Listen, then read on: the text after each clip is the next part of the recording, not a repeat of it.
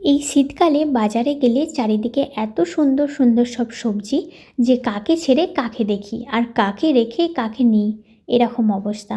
আর এই শীতের সবজি থাকতে থাকতে এই বিরিয়ানি রেসিপি যদি আপনারা এখনও পর্যন্ত ট্রাই না করে থাকেন, তাহলে বাড়িতে কিন্তু অবশ্যই ট্রাই করে ফেলুন। চলুন তাহলে শুরু করা যাক।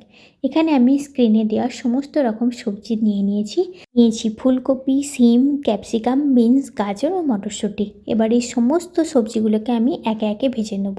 তারপরই কড়া গরম হয়ে গেলে কড়ার মধ্যে সরিষার তেল দিয়ে তার মধ্যে শুকনো লঙ্কা ফোড়ন দিয়ে দেবো কেটে রাখা পেঁয়াজ ও গোটা রসুন। তারপর পেঁয়াজটি লাল হয়ে এলে তার মধ্যে দিয়ে দেবো মুরগির মাংস।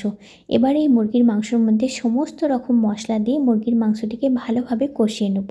কষিয়ে নেওয়ার পর যখন মুরগির মাংসটি প্রায় একেবারেই হয়ে যাবে, তখন তার মধ্যে দিয়ে দেবো ভেজে রাখা সবজিগুলি দেওয়ার পর তরকারিটাকে ভালোভাবে কষিয়ে নামিয়ে রাখবো আর তৈরি করে নেব বিরিয়ানির ভাতটি। এখানে ভাতের জন্য পানিটি গরম হয়ে যাওয়ার পর তার মধ্যে কাঁচা লঙ্কা, সমস্ত গোটা গরম মশলা দিয়ে যেমনটিভাবে বিরিয়ানির ভাত তৈরি করা হয় 80% আমরা কুক করে নেব।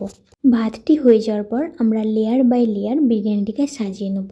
প্রথমে ভাত, কিছুটা তরকারি, কিছুটা বিরিয়ানি মশলা, এইভাবেই। আর সবার উপরে দিয়ে দেবো সামান্য পরিমাণ চিনি, দুধ, বিরিয়ানি মশলা আর একটি পাত্রে গোলাপ জল, কেওড়া জল, মিঠা আতর আর সামান্য কিছুটা জাফরান গুলে ভাতটির উপর ঢেলে দেবো।